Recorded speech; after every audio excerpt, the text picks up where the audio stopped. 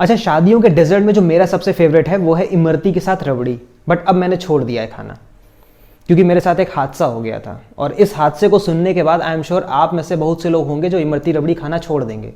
तो हुआ ये कि 2016 की एक शादी मैंने अटेंड की, और खाना पीना खा के मैं डेजर्ट वाले काउंटर पे जा रहा था। पूरी एकदम इमरती सजी हुई। अब उसमें मैं देख क्या रहा हूँ, एक लड़का लड़की ऐसे खड़े हुए काउंटर पे, इमरती जिसके ऊपर रबड़ी लगी हुई उसको देख के बातचीत क्या कर रहे हैं आप सुनिए। लड़का कह रहा है लड़की से, बाबू ये देख रहे हो इमरती के ऊपर रबड़ी कैसे चिपकी हुई है, बिल्कुल ऐसे ही प्यार करता हूं मैं तुमको। मैंने कहा हट, मैंने कहा थू छी, मैंने खाना ही नहीं इमरती रबड़ी यार। और उस दिन के बाद से ना मेरा मतलब इमरती से और प्यार से दोनों से भरोसा उठा, और मुझे तो सडनली वो अर्नव वाली फीलिंग आ रही थी, कुछ भी। और मैंने ऑलरेडी डिसाइड कर लिया था कि यार मेरे को आज के बाद इमरती रबड़ी नहीं खानी है। मेरा मूड ऑलरेडी खराब हो चुका था। मैं निकल ही रहा था कि मुझे पीछे से आवाज आई, और बेटा मैंने पीछे घूम के देखा तो मैंने क्या देखा कि एक दादाजी 70 साल अप्रॉक्स एज होगी, प्लेट में चावल, पनीर, सब्जी, रोटी, पूरा साम्राज्य फैला हुआ है। और मेरे से आके क्या कह रहे हैं, बेटा वो एक दूध ले आते जरा। मैंने कहा अंकल जी चावल का बुर्ज खलीफा पहले इसको तो खत्म कर लो। और खाते खाते मेरे को बोल कह रहा है, बेटा पनीर बहुत लजीज बनी है। मैंने कहा जितनी आपकी उम्र है ना अंकल, पनीर आपके लिए लजीज है, आपके ऑर्गन्स के लिए सर्जिकल स्ट्राइक हुई ना। अच्छा, शादियों में ना एक छोटा सा डिपार्टमेंट होता है आरबीआई का, मतलब आपने अगर देखा होगा, और वहां पे बैठता कौन है, घर का जीजा। क्योंकि घर वालों को लगता है कि जीजा से ज्यादा विश्वसनीय कोई नहीं है। और उस दिन जीजा भी फुल एटीट्यूड में, मतलब उस दिन उसका एटीट्यूड आरबीआई के गवर्नर से भी ज्यादा होता है। मैं कहा इतना क्या एटीट्यूड यार। लेकिन वो घर वालों के हिसाब से विश्वसनीय होते हैं, गेस्ट वालों के हिसाब से नहीं। और ये मुझे कब पता चला, मैं बैठा था ऐसे बगल में, मैं देख क्या रहा हूं कि एक आदमी आया, उसने अपना कवर दिया, वो खड़ा हुआ वहां पे। तो मैंने कहा अंकल दे दिया कवर, अब जाओ। कहा नहीं लिखवा दे। मैंने कहा तुमको भरोसा नहीं है घर के जीजा पे। और ये तो फिर भी गनीमत है, एक लोगों ने तो हद ही कर दिया। वो आए, उन्होंने कहा कि हाँ ये लिख लीजिए, मेरा राजेंद्र कुमार, हाँ, और 501 रुपए, हाँ, एक साड़ी, एक ब्लाउज, एक पेटीकोट। हमने कहा फिर नाड़ा भी बोल दो। तो ये क्या बात हुई यार, अरे इतनी डिटेलिंग देने की क्या मतलब है यार, कि मतलब अब साड़ी है तो मतलब ब्लाउज पेटीकोट, यार कॉमन सेंस है। मैंने कहा 500 की साड़ी दिया, 2000 का खाना खा के जाओगे, मेरे को पता है। ये वही लोग हैं मतलब जो 500 की साड़ी देते हैं, विद फैमिली 8 लोग आएंगे। विद फैमिली का मतलब होता है 3 से 4 लोग, 8 लोग नहीं होता है। उनको कौन समझाए। फिर बाद में जब खाना कम पड़ जाता है, फिर जो घर वाले होते हैं ना, वो बाद में जो, भाई शादी में क्या होता है, जो अच्छे गेस्ट लोग होते हैं उनके लिए तो पुलाव बनता है ना, पनीर बनता है। जो शादी में जैसे हम जैसे लोग अगर तैयारी वेरी कर रहे हैं, तो हम लोग जो बचेंगे, फिर जो सूखा वाला चावल होता है ना, हलवाई भी कहता है भैया घी खत्म हो गया है। तो हम लोग भी वही वाला चावल खाना पड़ जाता है। अच्छा, आप लोगों ने कभी नोटिस किया है कि जो शादी में ऑर्केस्ट्रा में जो लड़की एंकर होती है, वो अपनी बेइज्जती करवाने के पैसे लेती है, स्पेशली तब जब शादी यूपी और बिहार में हो। क्योंकि क्या है कि जैसे दिल्ली, नोएडा, बॉम्बे, ये सब जो जगह हैं, यहाँ पे जब ऑर्केस्ट्रा बुक होते हैं, यहाँ उतनी दिक्कत नहीं होती, क्योंकि पब्लिक इंगेजिंग है, बातचीत करती है।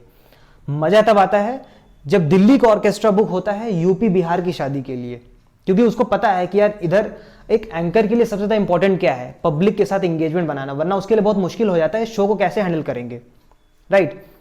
अब यहां पे हो गया ये कि मैं शादी में गया, वहां पे एक लड़की, वो सवाल क्या कर रही है, पब्लिक बैठी हुई है, सवाल कर रही है, सो कितने लोग इसमें से लड़की वाले हैं, हाथ खड़ा करें। किसी ने नहीं हाथ खड़ा किया। लड़की थोड़ा सा एम्बैरेस हुई। दूसरा सवाल आया, कितने लोग यहाँ पे लड़के वालों की तरफ से हाथ खड़ा करें। कोई सन्नाटा, क्योंकि यूपी बिहार की पब्लिक है, उससे कोई लेना देना नहीं कि भाई स्टेज पे कौन है, क्या चल रहा है, कोई लेना, चाहे इंडियन आइडल कंटेस्टेंट ले आओ, चाहे वो क्या कहते हैं इंडियाज गॉट टैलेंट का ले आओ, कोई लेना देना नहीं। क्योंकि यहाँ का जो एंटरटेनमेंट है वो अलग होता है। लाइक 2 औरतें बैठी हैं, तो वहाँ बातचीत क्या कर रही हैं आपस में। मिसेस शुक्ला, ये वाली साड़ी आपने लास्ट फंक्शन में शायद पहनी थी। अब मिसेस शुक्ला के अंदर गुस्सा, तो और मन में क्या कह रही है, तेरे बाप ने भिजवाई थी ना 10 साड़ियाँ। तो बेसिकली यूपी बिहार की पब्लिक का एंजॉयमेंट ऐसे ही होता है। वो दिल्ली वाली एंकर को कौन समझाए। और इसमें भी ऑर्केस्ट्रा लगाया क्यों जाता है, ऑर्केस्ट्रा इस वजह से लगाया जाता है ताकि खाने के बाद भीड़ कम हो, थोड़ा लोग इधर डांस वांस देखेंगे, एंजॉय करेंगे। तो जो पब्लिक होती है ना, मतलब जो लड़के 18 से 19 साल के होते हैं, वो लड़की का डांस देखना है, इंपॉर्टेंट भी है। अब वो कैसे देखेंगे? पहले वो अपने बाप को देखते हैं, पूरी शादी में देख रहे हैं कि मेरा बाप मेरे को देख तो नहीं रहा है। अगर बाप नहीं देख रहा है तब लड़का खड़े होकर फुल एंजॉय कर रहा है ऑर्केस्ट्रा को। अभी लड़के को नहीं पता कि उसका बाप उसी के शो को आगे बैठ के एंजॉय कर रहा है। ठीक है। और शादी में एक सबसे कॉमन क्वेश्चन जो कि हर अंकल आंटी हर बेरोजगार से करता ही करता है, क्या कर रहे हो आजकल भाई? मतलब क्योंकि उनको पता है कि तुम कुछ नहीं कर रहे हो, इसीलिए वो तुमसे पूछ रहे हैं। क्योंकि अगर तुमको पता होता कि तुम क्या कर रहे हो तो उनको कोई लेने देना नहीं है। ठीक है। मैं एक शादी में गया, मेरे से आंटी मिली, गई, हाँ बेटा क्या कर रहे हो आजकल? मैंने कहा आंटी वीडियोस बनाता हूँ यूट्यूब पे। आंटी का सडनली रिएक्शन ऐसा, मैंने कहा आंटी वीडियोस बनाता हूँ, आपकी बेटी को नहीं भगाया मैंने? मतलब ऐसा क्या रिएक्शन देना है मतलब? सडनली मेरा एक फ्रेंड खड़ा था, उसने जो जवाब दिया आंटी बड़ी सेटिस्फाइड हुई। उसने, आंटी ने पूछा कि बेटा तुम क्या कर रहे हो? आंटी मैं सिविल की तैयारी कर रहा हूँ, आईएएस का सपना है। अब आंटी कहे हाँ हाँ गुड गुड बेटा, वेरी गुड वेरी गुड। मैंने कहा ये आईएएस बना नहीं है आंटी, ये तैयारी कर रहा है सिर्फ। उस लड़के का भी एटीट्यूड, वो भी पूरा अपने को आईएएस ही समझ रहा है। और आईएएस एस्पिरेंट के साथ ही गलती होती भी अक्सर, वो अपने को ऑलमोस्ट आईएएस समझ ही लेते हैं। तो मतलब इधर सिस्टम है, इधर यूपी बिहार में, कि मतलब अगर आप कुछ भी क्रिएटिव काम कर रहे हो तो फिर वो चीज़ अप्रिशिएट नहीं होती है। तो मुझे भी कोई लेना देना नहीं है, अगर अपना काम कर रहा हूँ मुझे क्या लेना देना। अच्छा, कॉलेज लाइफ में जब आप किसी हॉस्टल में या रूम लेके वगैरह रहते थे, और ये आज भी होता है कि मतलब आपको कोई शादी अटेंड करने के लिए कार्ड की ज़रूरत नहीं, अच्छे कपड़े की ज़रूरत होती है। मतलब बैचलर्स ज़्यादा रिलेट कर सकते हैं इस चीज़ को। सो क्या है कि उस समय जब हम लोग रहते थे तो वहाँ के 5 किलोमीटर के एरिया में जितने भी मैरिज लॉन होते थे वो हम लोग उस बचते नहीं थे, हम सब लोग जानते हैं अच्छे से। सो ये सिलसिला चला किया। एक दिन ऐसा आया कि हम लोग, मेरे कुछ फ्रेंड और तैयार व्यार होके गए पार्टी में, तो मैं देखा ये बड़ा सन्नाटा है।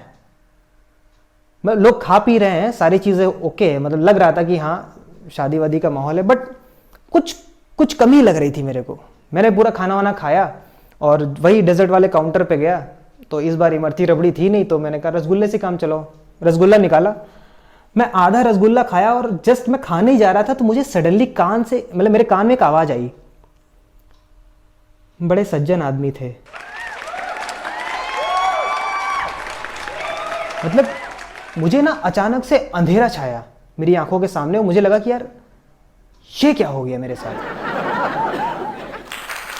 फिर मैं रसगुल्ला खा रहा था, मैंने कहा यार एक काम करते हैं, ये भी खत्म कर लेते हैं, क्योंकि यार इसके छोड़ने से वो सज्जन वापस तो आएंगे नहीं। और उस दिन ना मुझे एक जिंदगी की सीख मिली कि हर सजा हुआ पंडाल शादी का नहीं होता है।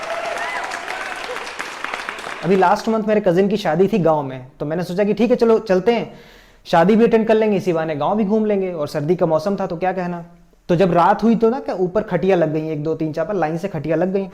मैं पहले खटिया पे जाके अपना बड़ी मुश्किल से, आप सब लोगों को पता है कि यार इतनी मुश्किल से जाड़े में रजाई गर्म करना मतलब अपने आप में चैलेंजिंग टास्क होता है, 15-20 मिनट तो लग ही जाता है। बड़ी मुश्किल से मैंने एक रजाई है आराम से लेटा था, 15 मिनट हो गए थे, सब चीज़ें ओके। मुझे नींद आ ही रही थी कि एक अंकल जी आ गए, बेटा ये मेरी खटिया है, मतलब यार समझा करो यार, मतलब नींद नहीं आएगी कहीं। मैंने कहा ठीक है चलो अंकल जी आप खटिया, कोई नहीं कोई इशू नहीं है, आप लेट जाओ। मैं दूसरी खटिया पे गया, मैंने कहा चलो ठीक है यहाँ लेट जाते हैं। फिर एक अंकल जी आ गए, बेटा कल भी मैं यहाँ लेटा था, मतलब बेटा छोड़ दो ना तक। मैंने कहा यार ये क्या चल रहा है, मैंने कहा फिर भी मैं उठ गया, चलो ठीक है यार रिश्तेदार हैं क्या कहें, मतलब शादी ब्याह का माहौल है। तीसरे पे जब मैं गया, एक अंकल जी आ रहे हैं, वो अंकल जी के मतलब दादाजी, वो ऐसे मेरी खटिया पे कैसे लेट गए तुम हैं, बताओ, उठिए उठिए तुरंत उठिए। मुझे आई गुस्सा, मैंने खटिया छोड़ा, मैंने कहा एक बात बताओ यार तुम लोग, मैं कहा यार शादी एंजॉय करने आया या तुम लोग के बिस्तर गर्म करने आया हूं। सब लोग मेरे को ऐसे देख रहे हैं। फिर देन आई रियलाइज कि यार मैंने कुछ गलत बोल दिया। और हंसने की बात ये नहीं है, मजेदार बात ये है कि वो 8 खटिया छोड़ के एक बूढ़ी दादी लेटी थी ना, उनको भी समझ में आ गया कि मैं क्या बोल रहा हूं, जबकि उनके कान की मशीन अलग रखी हुई थी। तो बेसिकली इधर इंडियन मैरिज में ये सारे सिस्टम चलते हैं।